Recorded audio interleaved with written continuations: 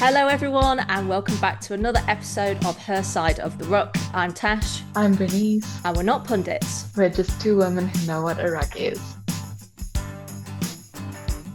Well, round two of the pool stages at the Women's Rugby World Cup lit it up, didn't it? I think we predicted last time on the episode that there were going to be some much closer matchups, and there absolutely were this weekend. We had our first draw of the tournament between Australia and the USA, and we also had some history making across the board, both on the Saturday and the Sunday. History for South Africa. They make their first quarter-final in a Women's Rugby World Cup. We'll be talking about that match on this episode, as well as all the other games on this episode. Jess Breach and Portia Woodman-Whitcliffe both hit 50 tries for their respective countries, which is absolutely insane. And Helena Rowland of England, she's made a new record of how many individual points are scored in a Women's Rugby World Cup. She scored 27 points in the match against Samoa this weekend, which surpasses Nikki Crawford's 25 points against Sweden in 1998. The women are making strides, they're breaking records, and the drama is lighting up. It is a super exciting weekend of international women's rugby, and we're going to be talking about that on this episode. But we're going to start off with we're going to go chronological order on this episode and just talk about all of the games from this weekend, because that was really where the drama Mhm. was. So, Canada versus Wales in Pool B. I don't think the scoreline of 42-0 to Canada reflects how well Wales improved upon their performance from playing Scotland last weekend. Bernice, what are your thoughts? Yeah, I think we've spoken about like Welsh rugby and where it is at the moment and kind of like the struggles that we've seen in both men's rugby and now women's rugby as well.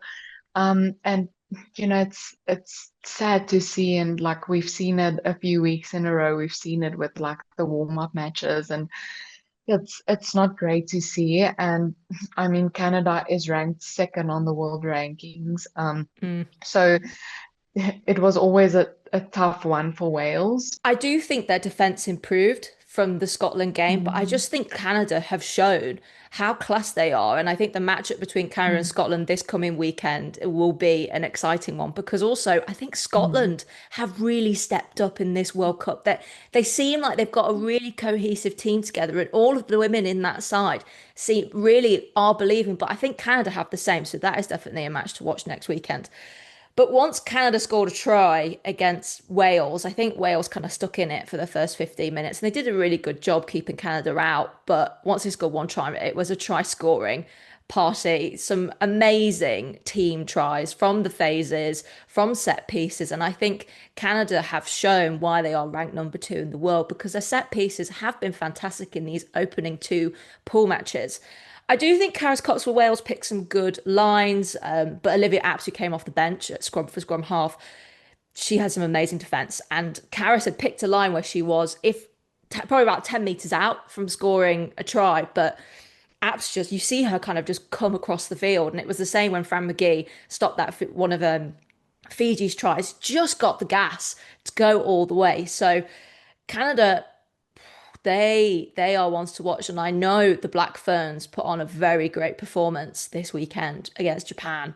But oh, I could potentially see Canada in the final if Canada and the Black Ferns come across each other in the knockout stages. Oh boy, will that be a good one. Let's talk more about Canada. Their set piece was strong. It was reflected in the stats. They won five mauls, 100% scrum success, and 88% Wow. line out success compared to Wales' 45%. That is insane. Like those stats are insane. And again, as we've said, we can see why they are ranked second on the world rankings. I think Canada is a serious force to be reckoned with. And Mm. you can see it in the pool they are in, and it's going to be interesting to see what happens in the Canada versus Scotland match. But yeah, I think overall Canada are doing what we thought they would do in the World Cup. But yeah, I think Canada's doing really well in this World Cup so far. Yeah, it's going to be interesting to see what they do in the upcoming match. But I do think they will end first in the pool. I do think I agree with you there. I think they will just pip Scotland, although I reckon it will be close.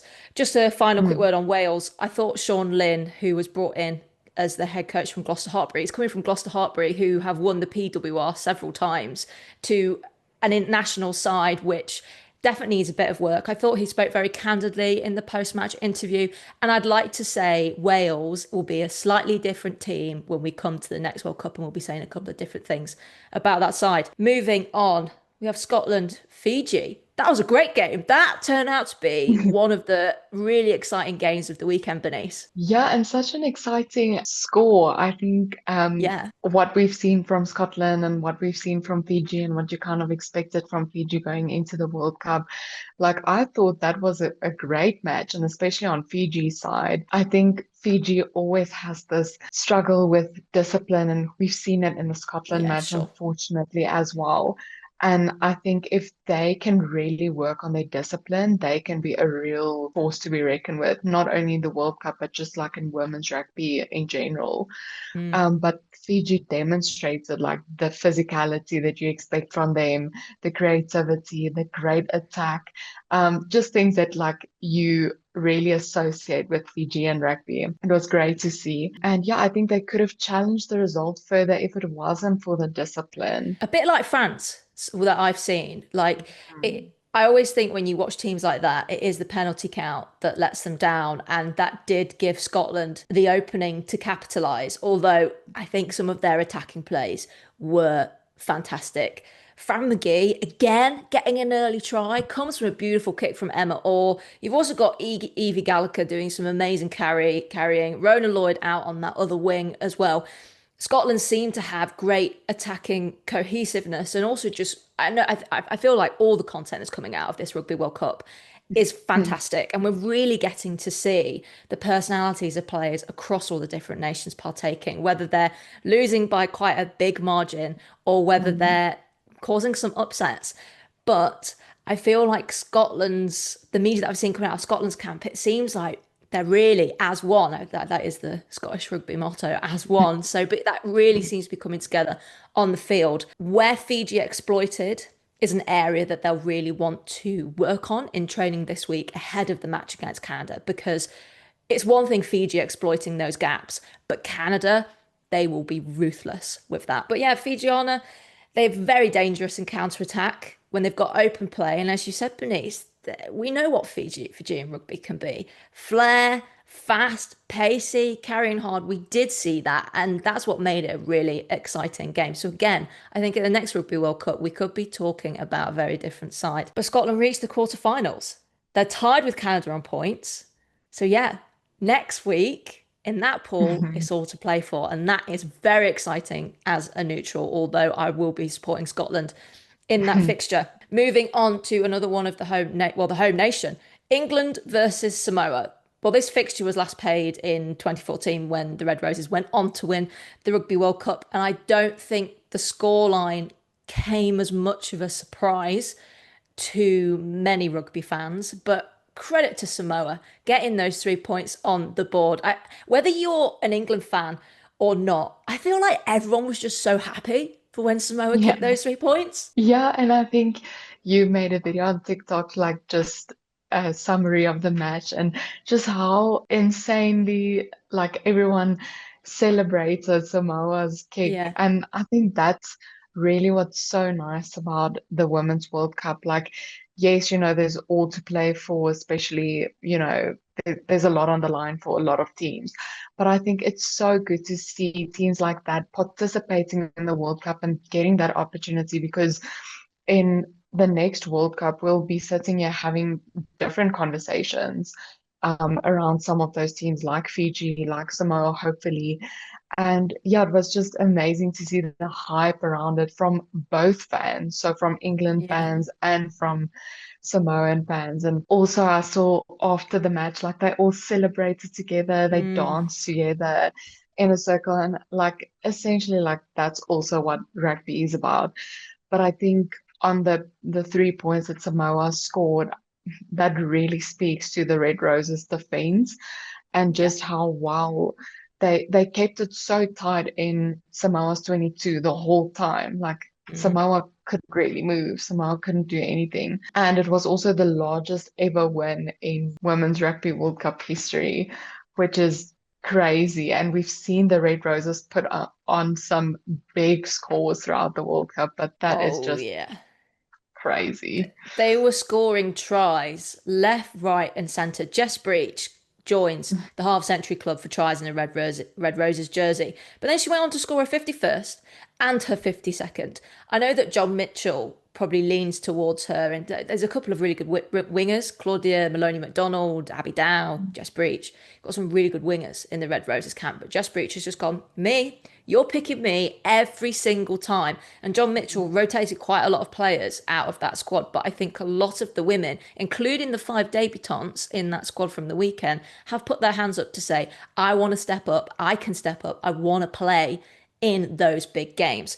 It also just goes to show England's depth. Now, before people come at us in the comments and say that Samoa are not professionally contracted, yes, we know. And that is a credit to them, to the fact that they got to the Rugby World Cup. And I hope that this competition raises the profile of Samoan women's rugby and that they can get funding, even if it's just a couple of semi-pro or Mm. professional contracts. That will make a world of difference. And rising tide lifts all boats. And let's hope that in the future, next time we have the Rugby World Cup, some of their squad will be professionally contracted, because a lot of them work full time or are full time mothers, and some of them have had multiple children and then come back to play at a Rugby World Cup. Like, don't ever underestimate the power of women's bodies. That's all I'm saying.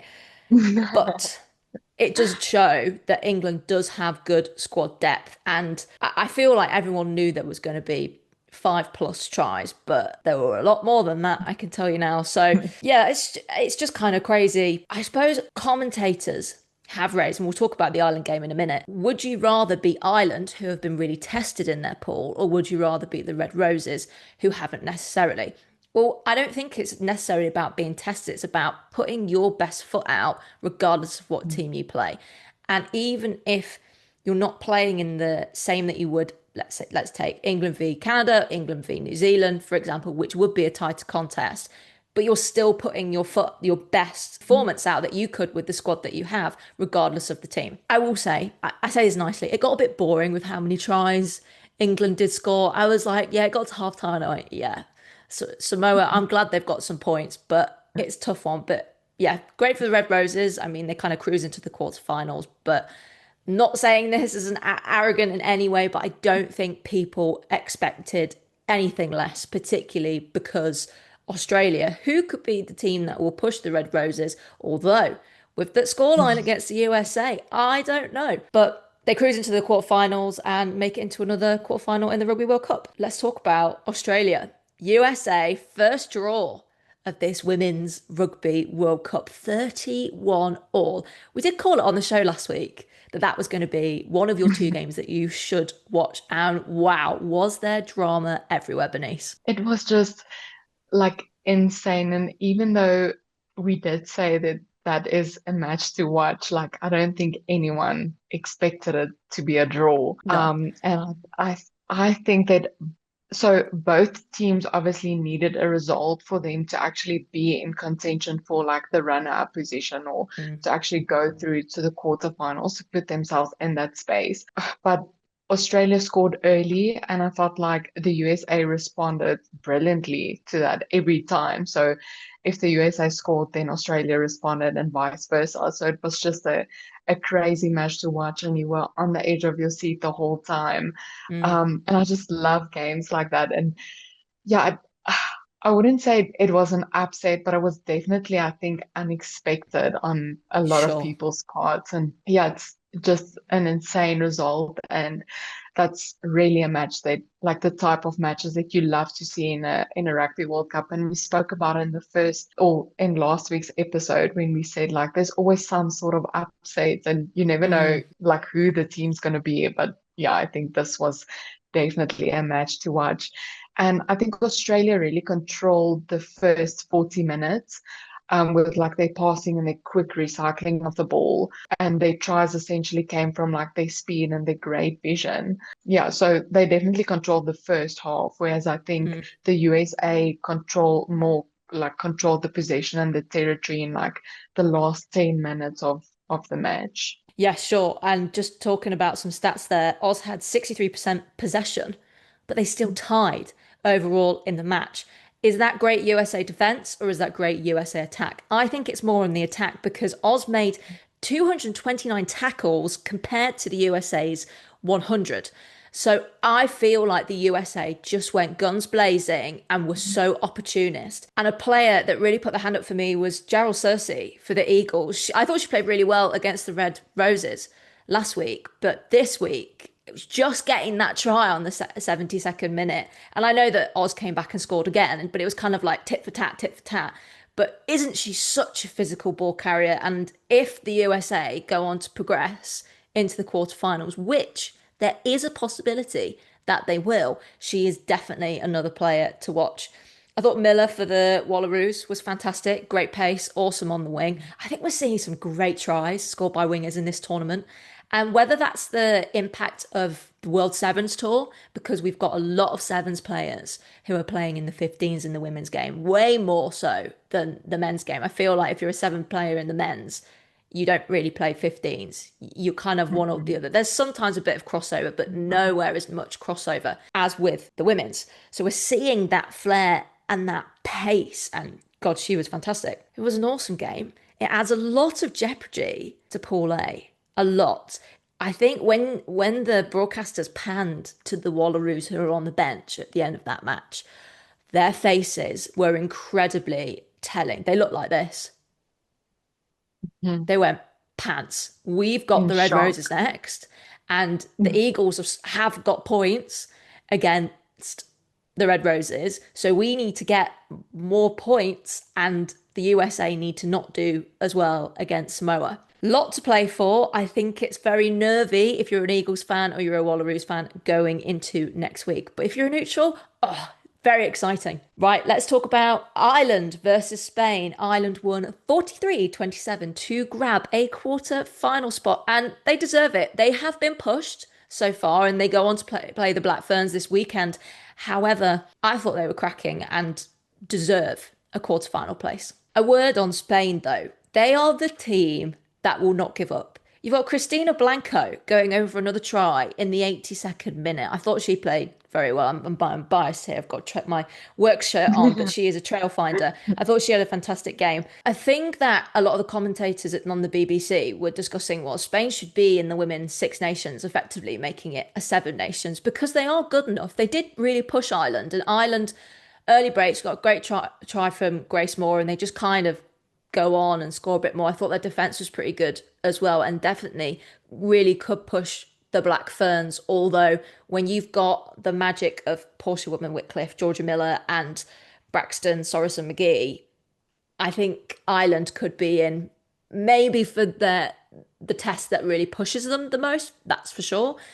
But Spain, you can't underestimate them. And I think they should revise the format for the Women's Six Nations to include Spain to make it the Women's Sevens Nations because the women's game doesn't have to follow the exact same format as the men's game. Although there are people who are floating around saying that Georgia should come into the men's Six Nations to make it the Seven Nations because Spain's men's team isn't really as good as their women's team. A bit like Canada, their women's program's a lot stronger than their men's program. But I think it's a good question to raise. If you think Spain should be in the Women's Six Nations to make it the Seven Nations, please let us know in the comments down below. But yeah, Ireland have definitely been tested in this pool, but they've come out on top. I think it could serve them really, really well.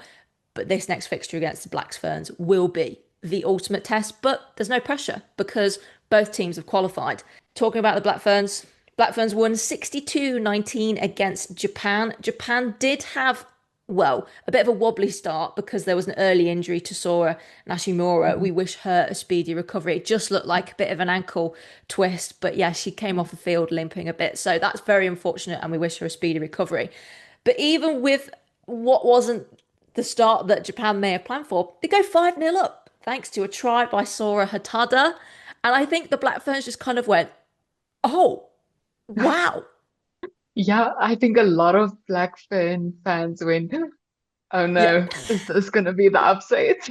Yeah, yeah, Um, yeah. like even myself, when I watched the match and Japan scored like the very early try, I was like, oh, wait, what? What's happening?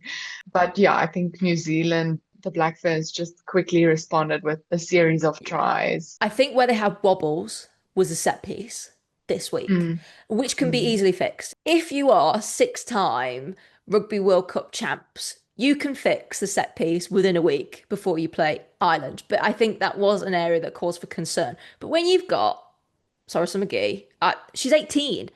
How? Like, rugby must just run in her blood because she was Oh, amazing. But Georgia Miller, that was the first try that kind of settled the Black Ferns. And I know people have commented to us about her before. How can you not talk about Georgia Miller? Well, guess what? We're talking about her now because she's moved from 7 to 6 this weekend. And she is such a hybrid athlete, physical, fast. She's all around the park. But that first try just kind of settles the nerves. Portia Woodman Whitcliffe, we have to give a word to her.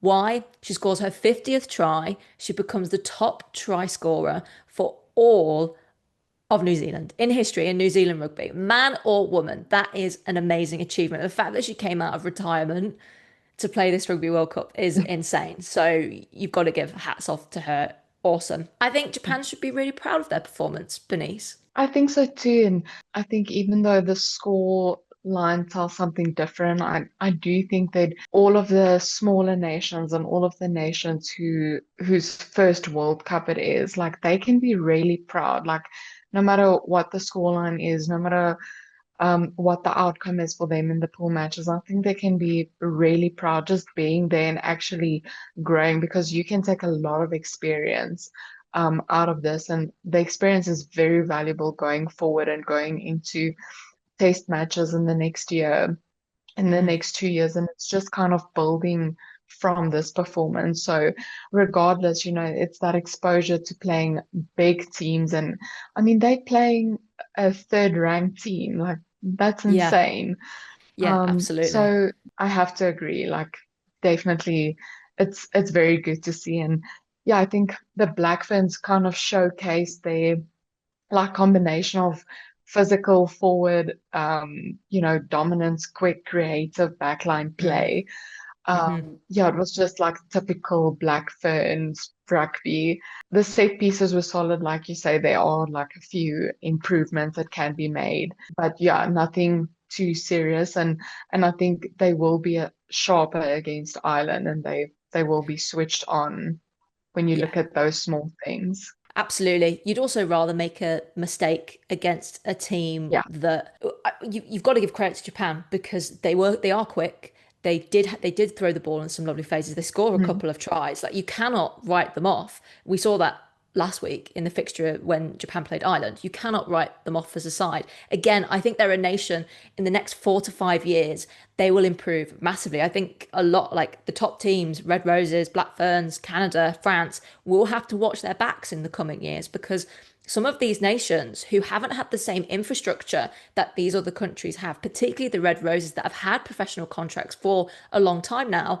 these countries are showing that they can do it and that they're catching up and then they want to catch up as well. A final word on the Japanese culture. They do this with pretty much every single sport. I play badminton and I've watched one of my favorite doubles players. They're Japanese and they always bow to the people who watch them. And the Japanese did that at the end of this match. They lined up, they bow and they say thank you.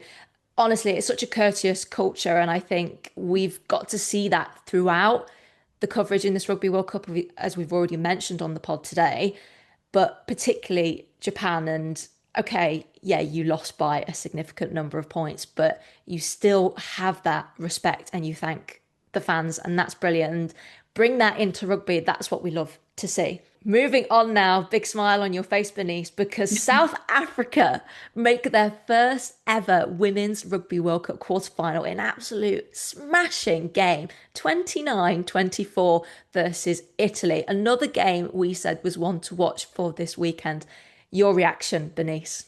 Oh, Tash, I think the last time I was this proud of anything was when you got your job at Ely. Oh, I I was oh my goodness, I was just so proud of the women. I think given like their kind of inexperience when it comes to World Cup rugby and test matches in general, like they did so well. And you could see like in the post-match reactions of the ladies, like yeah.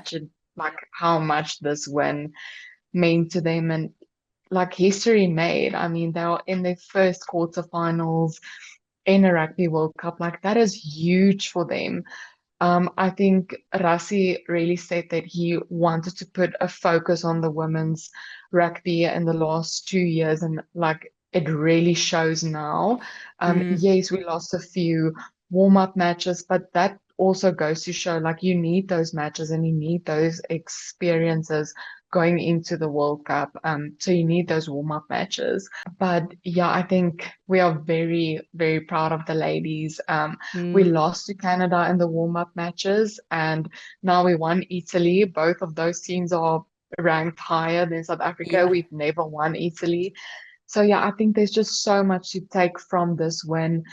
We do have a tough match against France in the Yes. upcoming week, but I think for the ladies, like they kind of know where they're going. They know it's going to be a tough match ahead, but they're in the quarterfinals. So yeah, it was a close affair, but it felt like the Springbok women just wanted it more on the day. Like they kept fighting until the very end. They also play with that kind of traditional South African style with physicality, Mm. with a little bit of speed when you need it in places. Yeah. Like watching the highlights, I was like, this is just South African rugby to a T. But as you said, Bernice, you can see how much it meant to them. And oh, I loved seeing their celebrations because where the women's game in SA has gone, you've got that backing now. It's really put them on the map. And I think they can go into this fixture this weekend against France with not as much pressure as they could have done if they would have drawn against Italy or it would have been the other way around. But they've proven to themselves that they can beat higher ranked teams and they can beat teams in other pools. So you never know what's going to happen. But yeah, I'm proud of South Africa and I'm glad that you are super stoked as well, as you should be, because it's a history making moment and it is amazing to see. This World Cup, it's just breaking historical records. And I love the fact that we're here, we're talking about it, and we can be a part of it in whatever capacity that may be. Finally, just before we end the episode, let's talk about briefly France. Well, they smash Brazil 84-5. Now, this is a tough one for Brazil because, as we mentioned last week, they're one of the lowest ranking teams in this competition. It's their first Rugby World Cup. France have been known to push some of the top teams. They are much more higher ranked, and well, France just clearly play with a lot of confidence. Yeah, it was just overall a very dominant performance from France. And like you could see why they are also so highly ranked. And Mm. yeah, just like the ladies also play with that French flair, which is like so typical of like just France in general. And like that's how the men play, that's how the ladies play. I would say that France also haven't really been tested Sure. in this World Cup yet. So it'd be interesting to see how they go against a team like maybe South Africa. And it would be interesting to see what will happen in that match. And France obviously making the quarterfinals as well. So it'd be interesting to see who they play and then what that matchup would look like. Oh, yeah. I think France, South Africa going into this final round. Well, both of them have qualified. It's just a case of who comes top. And that Mm. can really define what big Yeah. dogs you avoid going into the quarterfinal. And that could determine, oh, what an upset it would be if you've got SA in a semi-final of a Rugby World Cup. I could see them doing it, but let's not jump too far ahead above these pools. We've got one more pool to go next weekend. But final thing just on France Brazil, there was a piece of content, I'll put it on the screen for you. And they were all post match just dancing together and it was so vibrant and I absolutely loved it. I feel like World Rugby, they've got all these different content creators in camp. So whether these are coming from like the social media managers at World Rugby or they're coming from the content creators, I mean, just kind of dancing post match in the changing rooms, that comes from the players. You haven't got a social media manager. I'm talking as someone who is a social media Mm. manager. You're not just saying, right, just dance. All of those things happen naturally. And if you do a role like me, you just click a button or you click a button on your camera and Yeah. press record and try and capture it as you would want the fans to see it. But I just love how all these women, it's a big fight on the pitch, but off of it, I love the culture, I love the vibes, and this Rugby World Cup just keeps getting better and better. Well, that is all for now, though, discussing the second round of the pool stages at the Women's Rugby World Cup. We have round 3 next weekend before we go on to the knockout stages. It is super exciting. Again, thank you so much for watching, and thank you so much for your support. The subscribers keep on growing and we're sending you a lot of love, so thank you so much. If you're watching this episode and you haven't subscribed yet, please hit that button. We really, really appreciate it. If you did like this episode, drop a like and comment below. But for now, signing off from the UK is me, Tash. Signing off from South Africa is Bernice. See you next time. Bye. Bye, guys.